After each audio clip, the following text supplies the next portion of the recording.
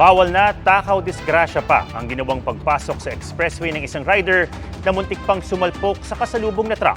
Saksi si Joseph Moro.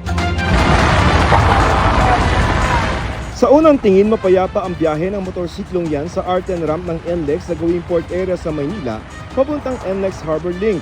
Dire-diretso nung una ang rider pero kalagitnaan ng biyahe bigla siyang napapreno dahil sa nakasalubong na hindi lamang isa kundi dalawang dambuhalang truck.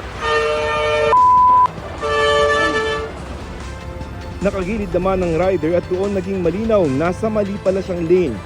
Ayon sa pamunuan ng NLEX, hindi na nila natunto ng rider na maaaring nalito sa pagpasok sa lane.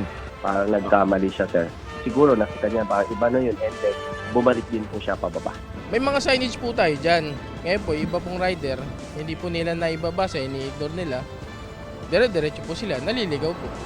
Ayon sa NLEX, posible raw na nag-U-turn yung motorsiklo na mapagtanto niya na bawal na siya dito sa expressway. Magdaragdag ng mga karatula ang NLEX para iwas aksidente. Pinag-usapan po namin with our asset management. We need to review po yung signages ulit because baka lang po hindi masyadong visible dun sa mga motorcycles. Paalaala ng NLEX, maaaring matiketa ng reckless driving na may multang 2,000 piso ang mga sinasadyang mag-counterflow sa expressway.